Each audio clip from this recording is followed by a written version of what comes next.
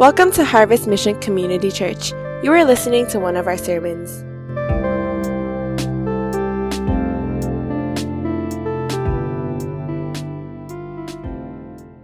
Today, I'm really looking forward to, and I've been sharing this with the leaders, I'm really looking forward to starting this new sermon series called Deeper. And I was looking at the ad today, and I was like, dang, that's a cool ad. So creative communications team is doing a great job. It makes me think about icebergs and things like that. But one of the things that I was thinking about as we're talking about this sermon series was just where our church is at in this season. And as we start off, we're a couple weeks into 2020. And I was just thinking and praying through, what is it that you want us to talk about? Where's our church? How are we going to really start off this new year?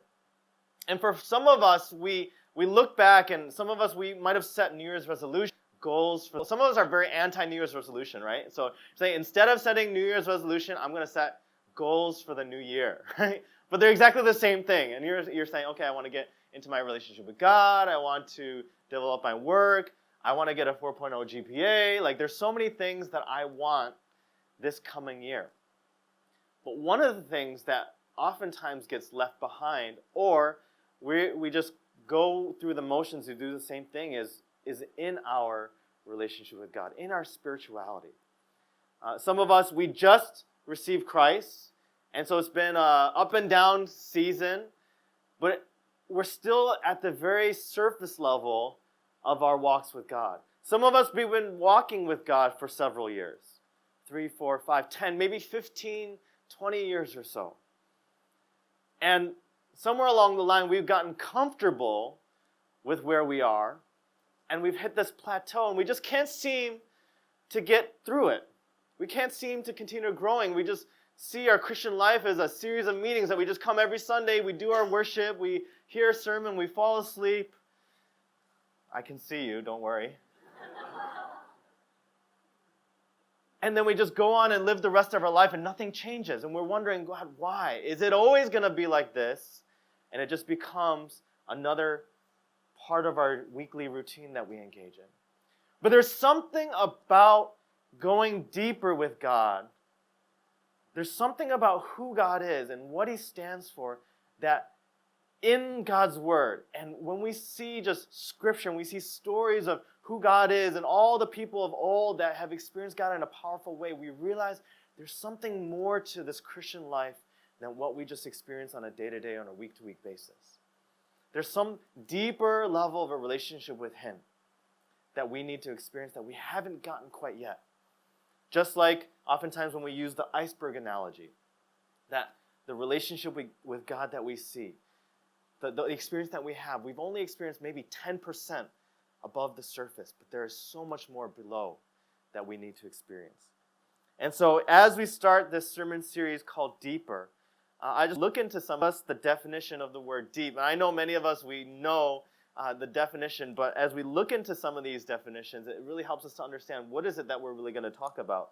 According to the Merriam-Webster Dictionary, there's some definitions of the word deep, and I just took a couple. There's a lot of them, but a couple that will be relevant for us as we go through this series. First one is extending far downward, a vast or immeasurable extent. Difficult to penetrate or comprehend, intensely engrossed or immersed, characterized by profundity or feeling or quality. There's something vast.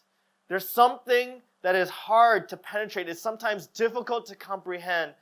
There's something intense, engrossing, or immersing about God that we want to go deeper in our prayer lives, in how we read the Bible, in our relationships in Christian community.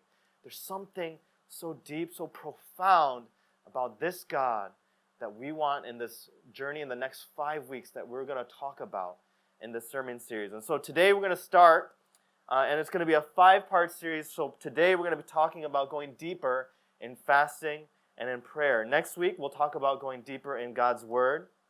In part 3 we'll talk about going deeper in self-awareness. Part 4 we'll talk about going deeper in love. And in part 5 we'll talk about going deeper in our trust, in obedience with God. And I'm really looking forward and hoping that this sermon series, and we're going to try to mix things up a little bit.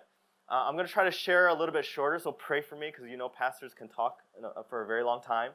But we're going to try to share a little bit shorter so that we can actually go deeper, because going deeper will require us to actually not just hear and not just listen and not just mentally process things, but to go deeper. We have to be engrossed. We have to be immersed. We actually have to apply some of the things that we talk about. So during the response time, in some of the parts, we'll have different ways that we're actually going to apply some of these things. So today, we're going to be talking about fasting and prayer, and we're going to be going over the passage Matthew 4, verses 1 to 10. Matthew 4, verses 1 to 10. So you can turn your Bibles to that. If you have the mobile app, you want next to you, along with the fill-in notes. And if you don't have the mobile app, I encourage you to download it, or you can just share with someone next to you the passage, and different points will be available there.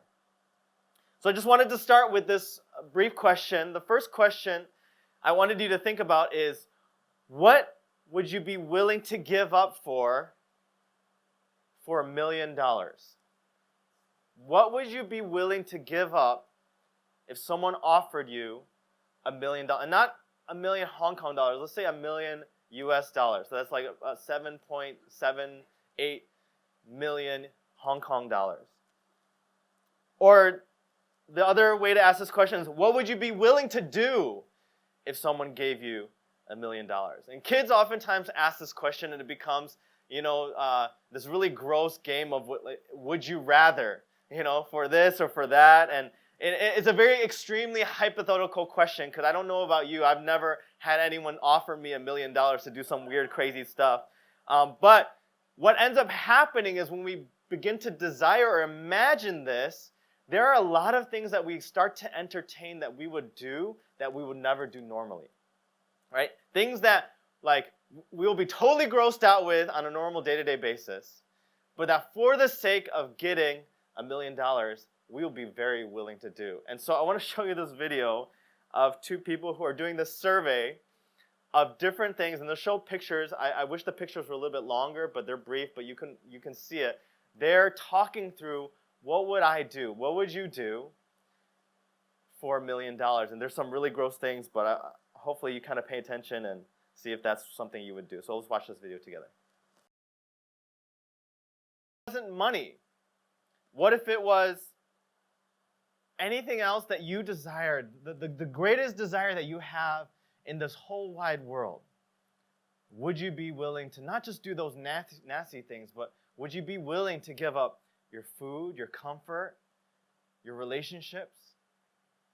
And that's a question that we want to talk about today, is because it's not necessarily giving up nasty things or doing nasty things so that we can have $1 million, but instead of monetary value, instead of millions of dollars, instead of comfort, instead of those things, the question is, what would we be willing to give up for God, for the God of the universe that we serve, that we worship?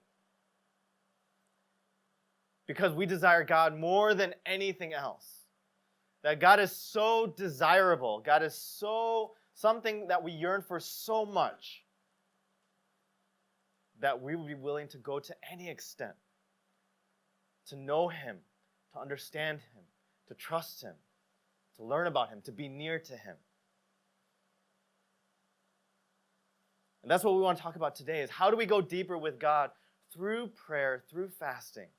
Because going deeper with God is not just about giving up the food. It's not just about doing the thing. It's not just about closing out your Instagram, signing out of your TikTok account. I don't know how many of you use TikTok. It's a little bit of younger generation. But it's really about saying, God, I want to make you the pinnacle of my desire, more than anyone else, more than anything else in this world. And so we want to go through this passage in Matthew 4, 1 to 10, and this passage is actually a familiar one for many of us. It's about Jesus being tempted in the wilderness. And many of us, when we look at this passage, we see this passage and we say, you know what? This passage is about temptation and how Jesus uses the Bible to help us to overcome temptation, which is true and valid. But I want us to look at this passage with a different lens, a different perspective, to say, you know what? This passage is really about desire. It's about desiring God. more than anything else. So hopefully you've turned to Matthew 4, and we'll just start off by reading verses 1 to 2, and then get into the 3 temptations that Jesus goes through. So let me read verses 1 to 2 for us first. It says, "Then Jesus was led up by the Spirit into the wilderness to be tempted by the devil. Then after fasting for 40 days and 40 nights, he was hungry." So Jesus is just about to start his ministry. After getting baptized by John the Baptist, the Spirit takes him into the desert, into the wilderness, where he's tempted.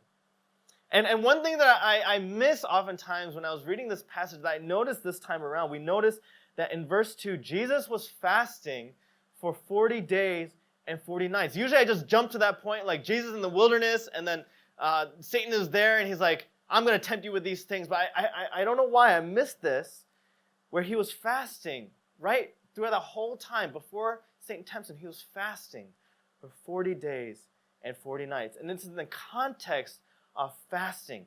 It's in the context of Jesus being very hungry that we see Satan bringing these temptations to Jesus. Because it's not just about temptation. It's not just about the fasting itself.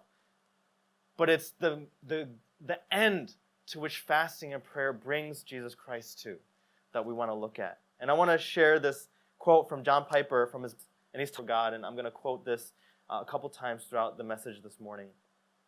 But he says, and he's talking about Jesus here, he says, "Admittedly, the sacrifice of a son says more than a sacrifice of a sandwich. But the principle is the same, and many small acts of preferring fellowship with God above food can form a habit of communion and contentment that makes one ready for the ultimate sacrifice. This is one way that fasting serves all our acts of love to God. It keeps the preferring faculty on alert and sharp. It does not let the issue rest. It forces us to ask repeatedly, do I really hunger for God? Do I miss Him? Do I long for Him? Or have I begun to be content with His gifts? Christian fasting is a test to see what desire controls us."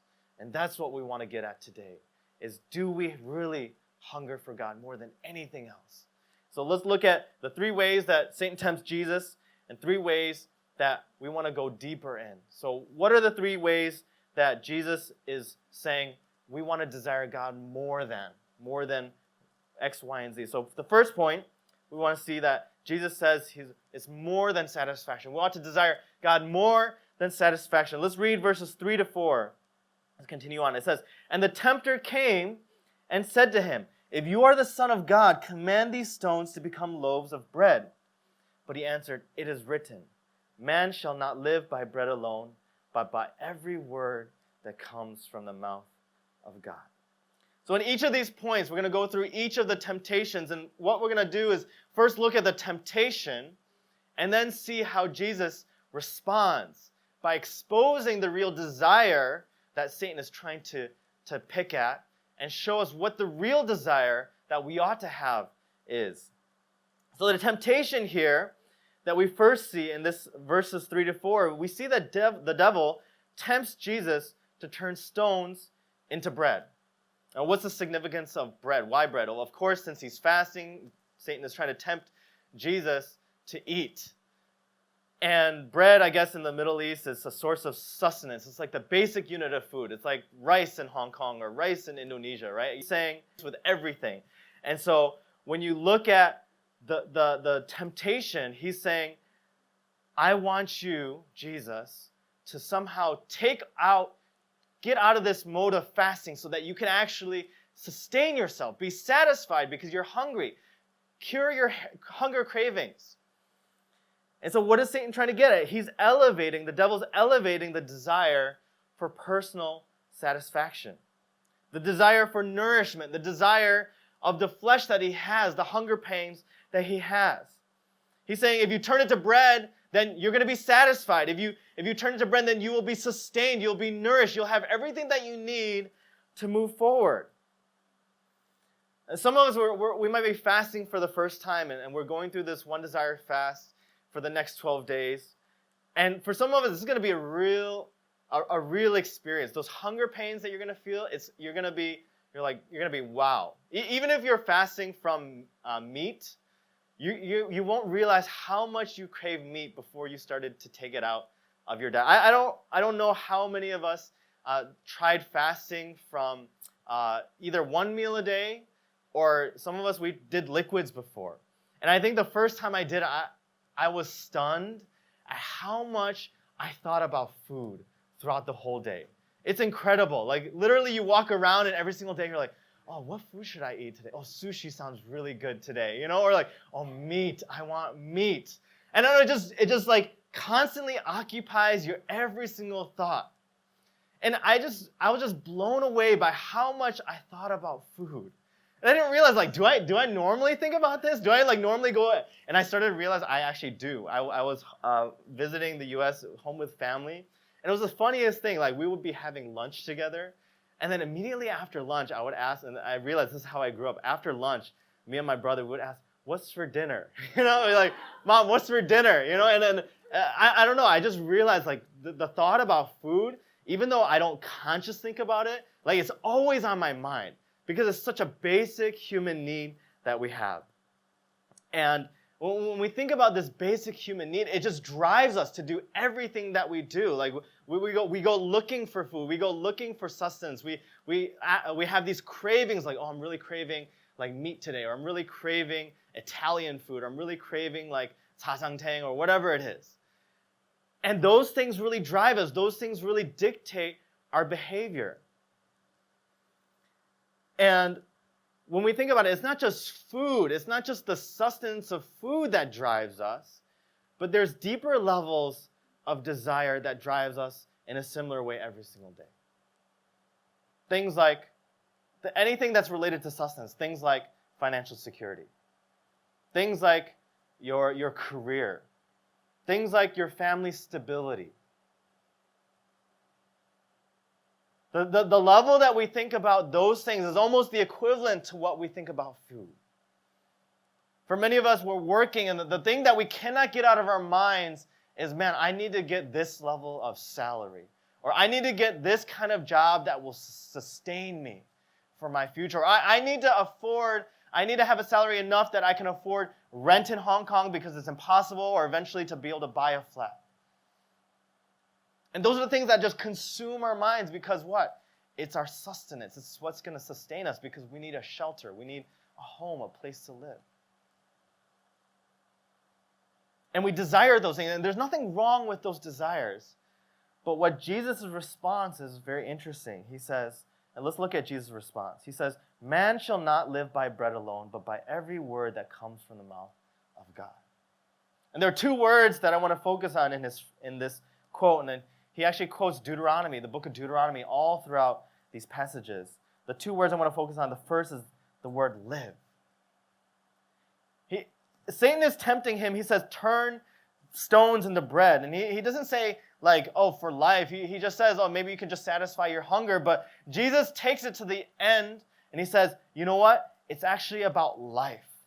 Man does not live on bread alone. There's something more than just personal satisfaction. The main goal isn't just sustenance. There's something more to it. It's all about life.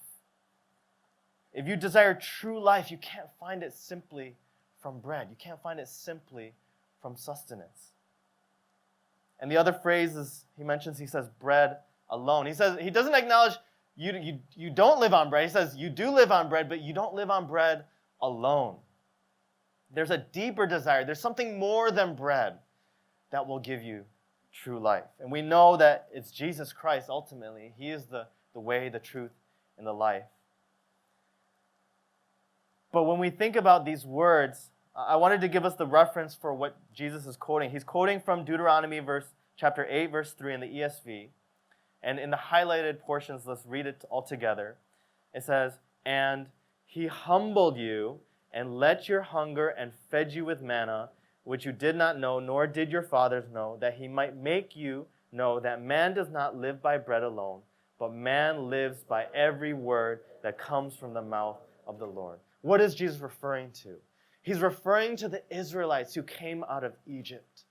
And it was in this context of this passage, Moses is the one who is usually credited as the authorship. But whoever the author is, he's telling them He's saying that the Israelites, they're longing for the sustenance, the good things of Egypt. Because so many times they complained about, why did you bring us to eat this manna, this dry stuff? Where back in Egypt, we had so much good stuff, fish, and I don't know, I was imagining Middle Eastern food like hummus and kebabs and like all this good food. Why would you bring us to eat this stuff? And Jesus says, there's something more to it. There's something more. You're living off not just the sustenance I'm giving you, but you're living off every word that comes from God. And the word that comes from God, it signifies purpose. It signifies obedience. It signifies where I lead you, you're going to go to the promised land, to be my people. Those are the promises that God gave the Israelites. And when I was thinking about this whole idea of sustenance versus life purpose, it just brought to mind this idea of many of you who are like psychology majors, how many of you heard of Maslow's hierarchy of needs? Okay, a handful of you. Okay, so this is a brief psychology lesson, okay? Maslow's hierarchy of needs, I think there's a image? No? Okay. We have 5 major needs. Maslow talks about physiological needs, which is just basic things like bread, water, warmth, rest. And then it goes up on the very basic needs all the way to the pinnacle of what you need. So you need safety and security. You also need belonging, relationships. You need esteem, right? Prestige, feeling of accomplishment. And at the very top of the pyramid of the hierarchy is self-actualization. It's self-fulfillment, your potential. That's where you get purpose. And I was thinking about that whole concept, like the disgusting toe. Would you want, have $1 million? Would you rather do this? Would you rather do that and I was thinking, could I eat bread for the rest of my life and be sustained, feel like I have purpose? And I was hanging out with my wife the other day, and we were like, oh, should we go out and do something fun, or should we just stay in? And I was just like, I don't know. I had this thought in my mind. I was like, I would be totally content with just sleeping all day. I just feel so lethargic. I would just want to sleep all day. But I stepped back for a moment. I said, would I really be okay with sleeping all day? And all you do is just eat bread and then sleep. And then eat bread and sleep. And then probably pee and poo in there. And then sleep and then eat. And then, just rotate, repeat. And I realized, you know what? No, actually. I don't think any of us would be okay with that. That would drive many of us insane. And in every single one of us, there's a deeper desire for meaning, for purpose, for the reason for why we live. There to be some kind of significance to why we're here. And so when we think about it, you know what? What Jesus is saying is so true. Man doesn't just live on bread alone. But he lives on the fact that there is a purpose, there's a word of God that he's given us for something greater. And that's what he's saying is you ought to desire more deeply. Is God, his purpose, his word, his plan for you, whatever that might be. And not just bread, not just the sustenance, not just the job or the career, the security. Because even if you get that security, even if you get that flat, even if you get that job, even if you get that GPA, you're not going to be deeply satisfied. That's why desiring God and fasting, it's more than just satisfaction. It's more than satisfaction. Let's move on to the second point. It's not just more than satisfaction. It's also more than competence. It's more than competence. Let's continue and read verses 5 to 7. Verses 5 to 7. It says, Then the devil took him to the holy city and set him on the pinnacle of the temple and said to him, If you are the Son of God, throw yourself down, for it is written, He will command His angels concerning you, and on their hands they will bear you up, lest you strike your foot against a stone. And Jesus said to him, Again, it is written, You shall not put the Lord your God to the test. So again, let's look at the temptation and Jesus' response. The temptation here, Satan is saying, if you're the Son of God, throw yourself down. The devil tempts Jesus to throw himself off some kind of high building or precipice. And the devil even uses scripture to nudge Jesus into doing this stunt. He quotes from Psalm 91, 11 to 12. Let's read it. It says, For he will command his angels concerning you to guard you in all your ways. On their hands they will bear you up, lest you strike your foot against a stone. And of course, Satan takes this verse out of context, because just a couple of verses, if you read Psalm 91, it's all about making God our refuge and our fortress. And if anything comes against us, that's when the angels are going to come and guard us. It's not if we throw ourselves down and test God, but it's as we take refuge in him. So what Satan is doing is he's challenging Jesus, throw yourself down. You're the Son of God. There's a promise that all these angels are going to come and guard you. And so you ought to exercise that power because you're able. Now, what does the devil say? He's saying the devil is elevating the desire for validated competence. He's trying to tempt Jesus into proving himself that he is able, that he is strong enough, that he is powerful enough. And it's all about a me-centered ability. It's a form of egoism. It's a proof of our ability or competence. This is oftentimes what we see in stunts or daredevils, right? I don't know if you ever thought about that word, daredevil, right? It's where you do things, dares, that are somewhat associated with the devil or some extreme act that is I don't know, sinister or wicked or something like that. And it's interesting because when you talk to daredevils or when you do interviews, when you go to YouTube and you do these interviews with people who do like craziest things you would never do, there's a common thread that they do it for what? For the sense of accomplishment. They do it for the sense of no one else has ever done it before. I was a couple of months ago, I was watching this YouTube video of this guy who went skydiving without a parachute. He went skydiving without a parachute, and he jumped into this, I guess it was like a, 100 meter by 100 meter, like this net. But it's crazy, from tens of thousands of, I don't know how many thousands of meters high, jumping from a plane, then landing right precisely in the net. If he miscalculated even by a little bit, he could have been dead. But, if you watch the video at the very end, what happens, and all the medical people are running over, are you okay? And he's like, yeah, I'm okay. He's like, yeah. And then, his wife is giving him a hug because she's probably so terrified that he could have passed away. But he's like, yeah, he's so self-consumed with his accomplishment. And of course, you probably can't relate with skydiving without a parachute. I don't know if anyone's ever done that before, right? But there's so many other things that we do. And I was trying to think, okay, what's the closest thing in Hong Kong? And I don't know if there's any daredevils in Hong Kong. The closest thing I could think of was, I think they were back 2 or 3 years ago. It was winter, that Hong Kong was really cold. There was one weekend or a couple of days that it went below zero. And there were news reports of people driving up to Tai Mo Shan just to see the snow. Because they've never ever seen snow before. I don't know, this kind of I was the only one who could see snow in Hong Kong. I've never seen snow. Snow has never been in Hong Kong, except for the mountain. And of course, there were reports of the people who drove up there, they had to be rescued by firefighters and police officers. It was just why would you do something like that? But there's something about seeking the thrill or seeking an experience of something that you can do, that you can see that no one else can. And it's interesting because something like that exists in every single one of us. Something to prove ourselves, something to show or demonstrate that we're great. What is Jesus' response? In verse 7, he says, again it is written, you shall not put the Lord your God to the test. I want to read the verses that comes from.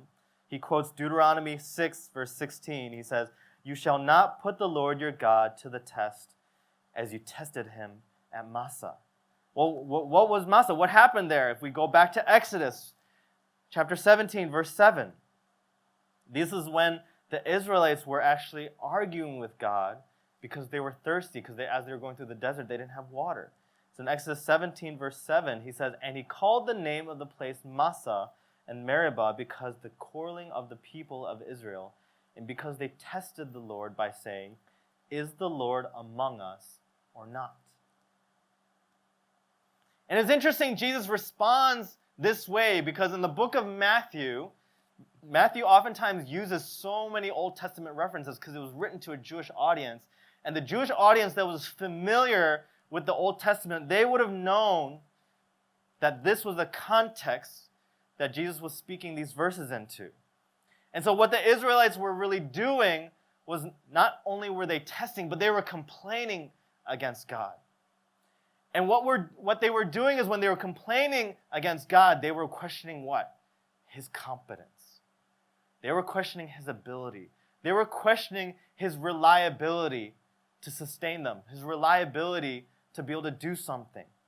And so what Satan is now doing, he's twisting these verses.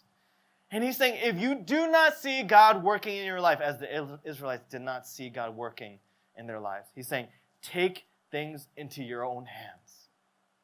Take things into your own hands. Demonstrate your own competence. Prove yourself. That your desire, your highest desire should be to prove that you are competent, that you are good enough, that you are able on your own ability.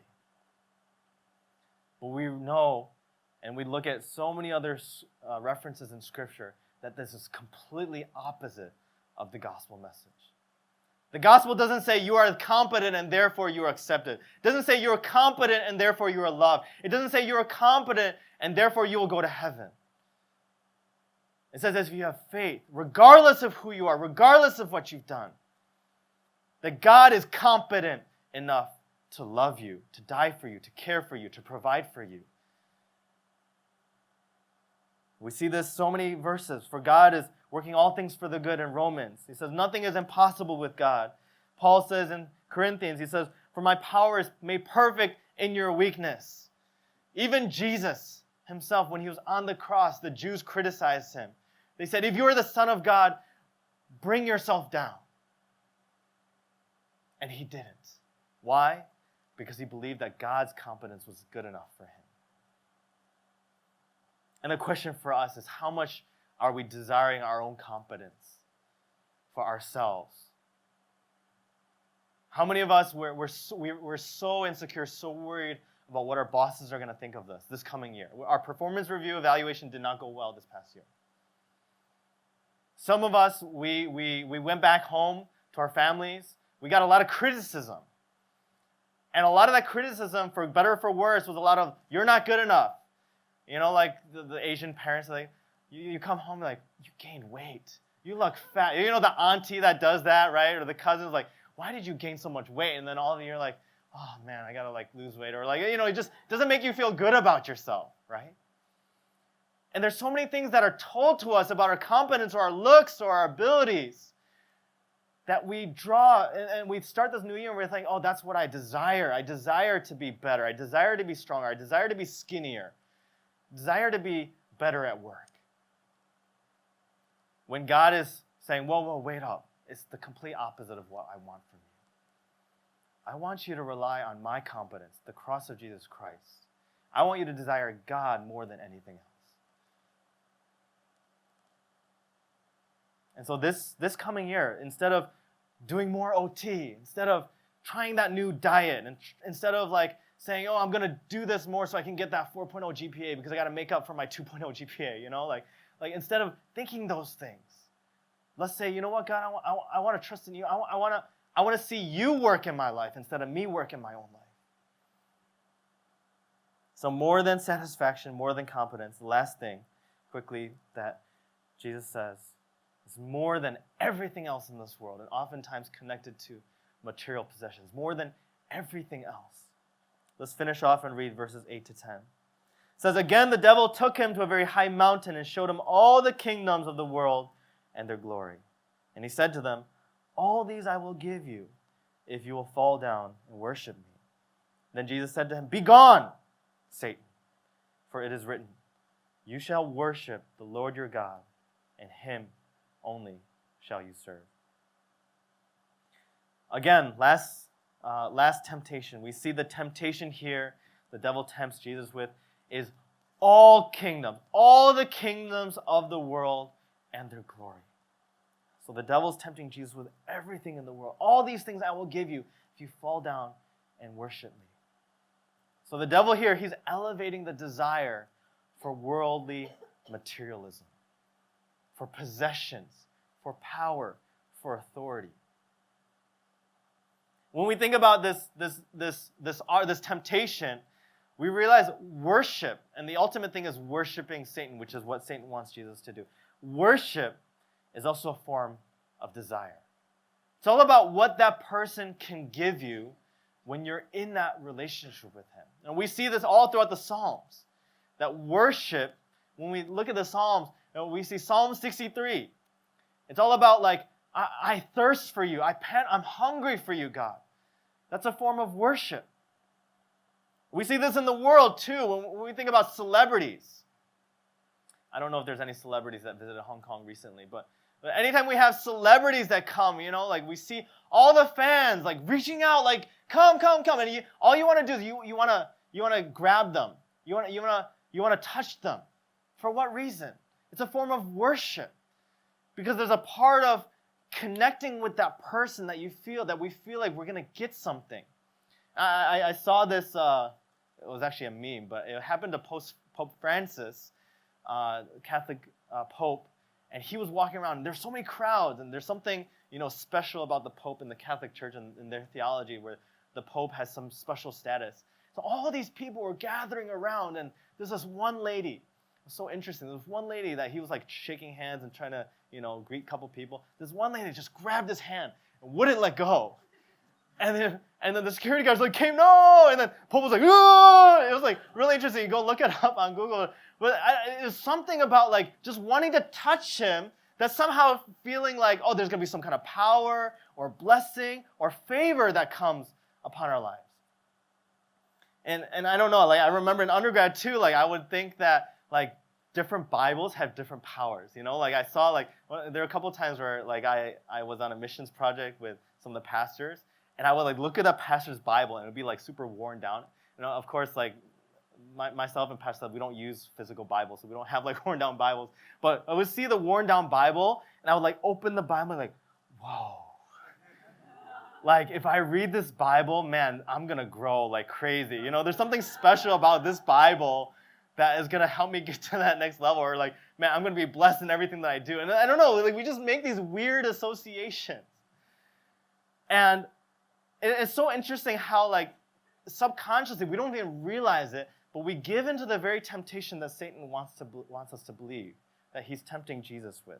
He's saying, if you desire me, if you worship these things, then I could satisfy your every desire. I could get you to where you want to be. Possessions, power, authority.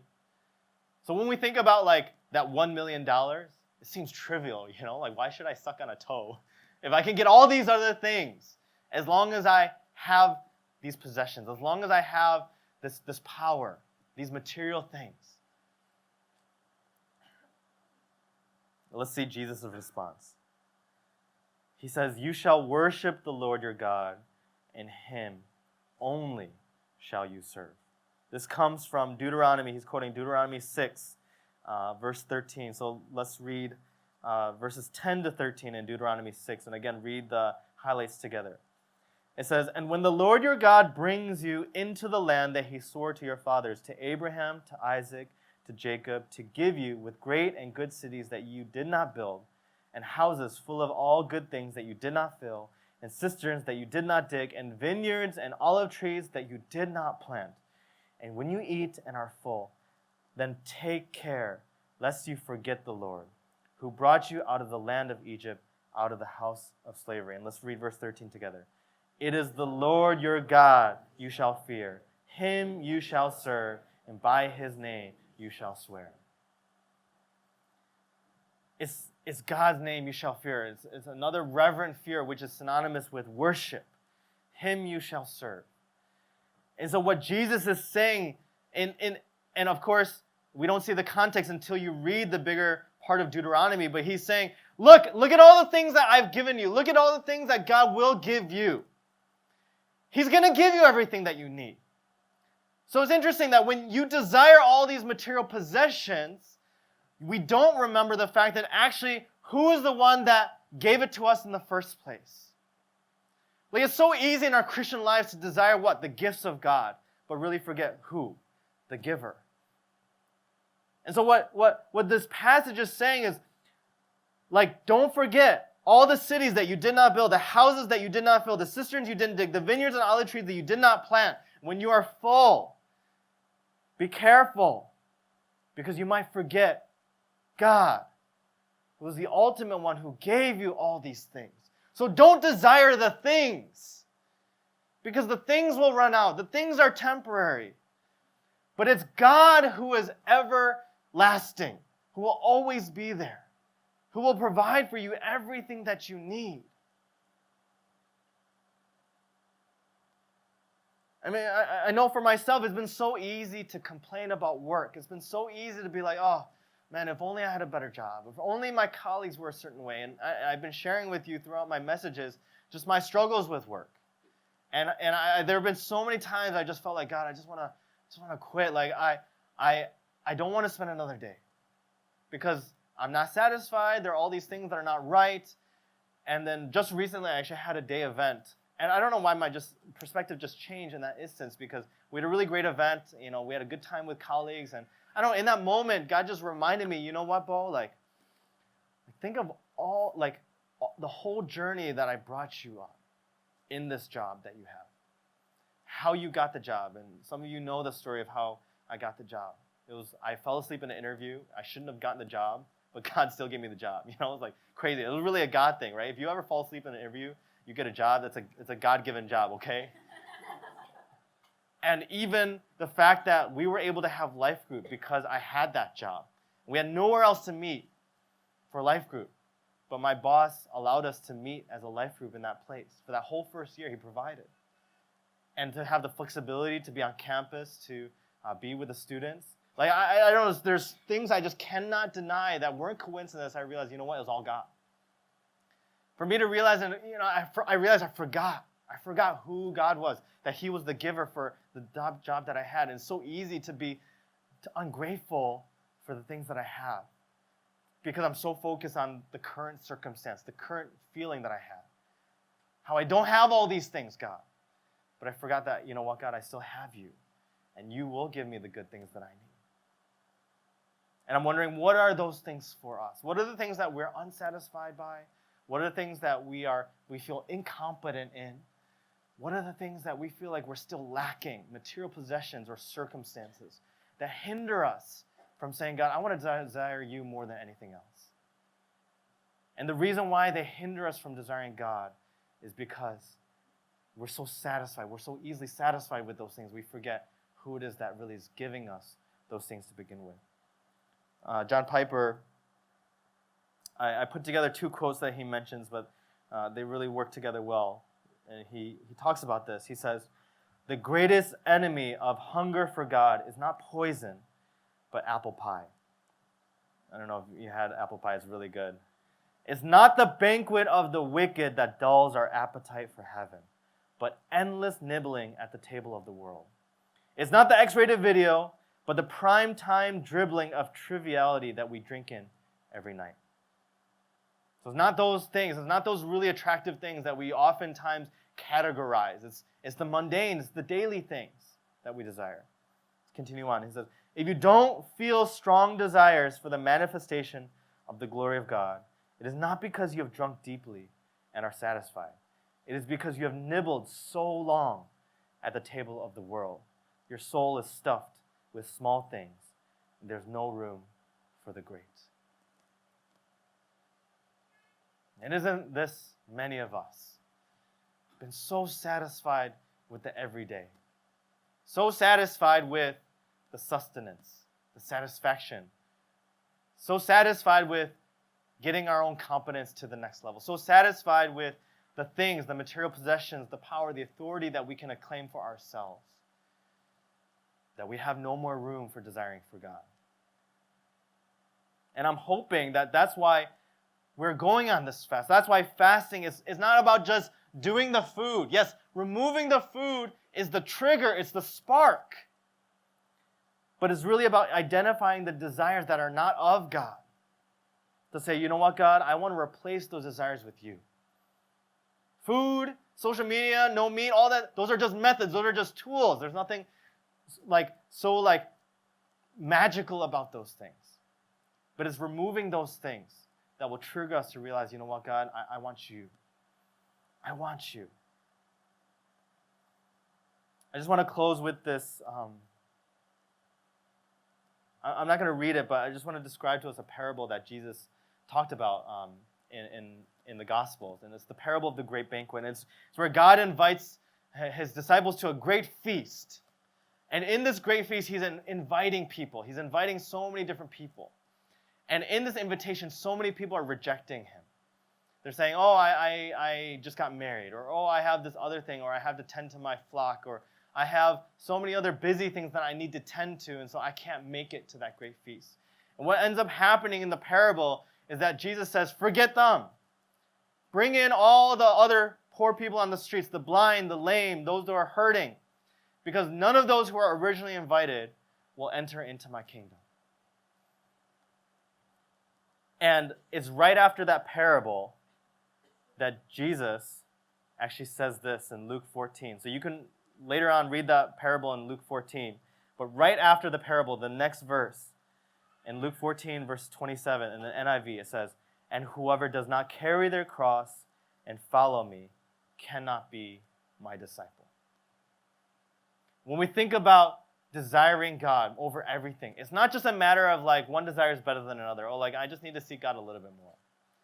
It's really a matter of being with God or being against God. There's no in between. There's no gray area. It's either you're with God or you're not. You're either invited or you're not. You're either invited and you go or you don't go. And it's our choice every single day. Because Jesus Christ, his cross is there. He died for us. He gave his life for us. His blood was shed. He rose again. Those things are in the past. Those things are written down and recorded for us to believe in. But it's whether or not we choose to believe it every single day that matters. It's whether we choose to take up our cross and follow him, desire him. Because there are going to be a lot of things that we have to carry our cross for, desires that we have to say, you know what, God, I'm going to set these things aside.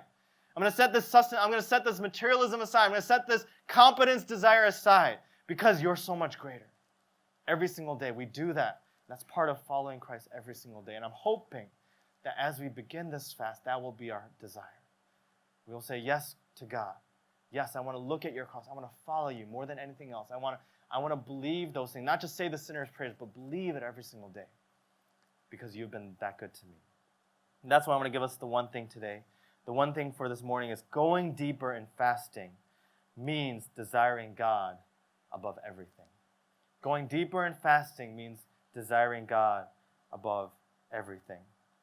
I want to give us some practical things for this morning, just for us to actually live some of these things out. And we have, a little bit of time to actually respond, reflect, and actually practice going deeper, not just in the details of fasting, but actually saying, God, I want to desire you more than anything else. So the first one is in the notes there. If you are on the mobile app, in the fill-in-the-blank notes, there's some fill-in-the-blanks right there. And if you don't, I want to encourage you, just take notes on your phone, or if you have a piece of paper, just do this together. Number one is, I commit to praying for personal blank and external blank by fasting from blank.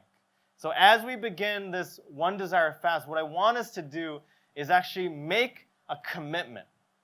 Make a commitment. For many of us, like we're in that wishy-washy state. We're like, oh, maybe I'll fast from this, but I'm not really sure. And we'll see a little bit later. And you know what happens when you're saying, oh, maybe? It means you'll never, ever end up doing it. So let's actually commit together.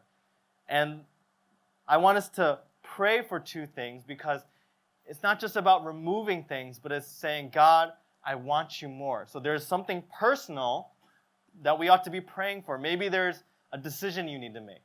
Maybe it's just, I want to go deeper with God. And you identify a particular area in your life. Maybe it's developing and seeing God at work at your workplace. Or maybe learning how to study with God in mind. Or maybe leading your family in a biblical way. Whatever it is, personally to you, write down that as a prayer request. And then externally, we don't want to make the fast just about ourselves. But we want to say, you know what? I want to pray for something outside of myself. Because I want to see what God sees. I want his desire, not my own desire. So what is God's desire? Let's pray for Christians, those who don't believe in Jesus Christ. Pray for someone to come to know Christ. Pray for Hong Kong situation. Pray that your life group or your life stage will actually do something, a missional initiative, something to go out and share the love of Christ with people who haven't heard it or experienced it before. Let's not be praying only for personal things, but for external things. And then that last blank, fasting from, then specifically write out, what are you fasting from? You can use the guidelines that were in the announcements, whether it's no meat or 1 meal a day or liquid, or just whatever it is, do something that will stretch you. If it's too easy, you're not going to be desperate. If it's too hard, you're just going to give up. So do something that's appropriate for you. The second thing, during the times that you fast, push yourself to spend time in prayer instead of doing something else. This is what happens for so many of us. So we end up fasting, and we say, okay, I'm going to cut out a meal. And what do you end up doing with that meal? You do more work, or you study more, or you do another assignment, which totally defeats the purpose of fasting. Right? The fasting is to replace not one bad desire with another bad desire. It's to replace that desire with God. And I think this is the number one thing that I hear so many people struggle with is like, oh, I didn't really get much out of fasting. Well, did you actually spend time in prayer? Well, not really. Then what did you do with the times that you didn't eat? Oh, well, I did other stuff. It defeats the purpose of fasting. So commit to it. Commit to actually taking those times out, to actually pray, to meditate on God's word, to study it more. Third thing, pray through the Psalms. Pray through the Psalms. And we didn't talk as much about prayer this morning. And so many of us are like, oh, I want some practical suggestions for how to go deeper in prayer. And one thing I want to encourage you is the ODF, the Wednesday Our Fast booklet that we mentioned earlier. Through the mobile app, there's going to be daily prayer requests. There's going to be different articles there, I think every other day, that will share and remind us the purpose of why we fast and give some practical suggestions. So you can look up those resources to help you learn to pray and to fast. But one thing I really feel like you cannot replace is go to the Bible to learn how to pray. You go through the Psalms. And one thing I'm going to encourage us to do is just start with Psalm 63, because it's all about desiring God more than anything else. Go through the Psalm. Read through the Psalm. Meditate on it. Read it over again. Read it over 10 times. And then begin to pray through it. Read a verse and then say a brief prayer that's in line with that verse. And let the psalmist teach you how to pray. Do that I really believe if you do that every single day for a year, your prayer life is going to grow like crazy. You're going to really learn how to pray, because if you take one psalm and you go from 1 to all the way to 150, you're really going to learn how to pray according to the breadth of Scripture. And then last thing, number 4, is get accountability and encouragement in community. Get accountability and encouragement in community. Fasting is hard. And for many of us, we've never done it before. We're doing it for the first time, or maybe just the second time. It's going to be easy to get discouraged. You're going to be like by yourself, sitting alone in your cubicle or at home, or in class. You'll be like, oh, I hate fasting. Like, I don't want to do this. Why am I here? Like they're going to be like all these things. And don't get me wrong, like your sin is going to come out. Okay, turn to your neighbor and say, your sin's going to come out. Whether you like it or not. Your attitude, you're going to be more irritable, you're going to be more frustrated, you're going to be more unloving. But all of those are things to what? Have God point you back more toward Him. And so what we need to do is, in your life group communities, with your LCG accountability partners, with your discipling groups or mentoring groups, or whatever it is that you have in community, share with them what you're fasting from. Keep in touch with them. Just ask them, hey, can you pray for me? It's really hard today. Like, I need some encouragement. Can you remind me of a verse? Do it together, because we believe as we do it together in community, that's where God is really going to meet us and help us to fast well.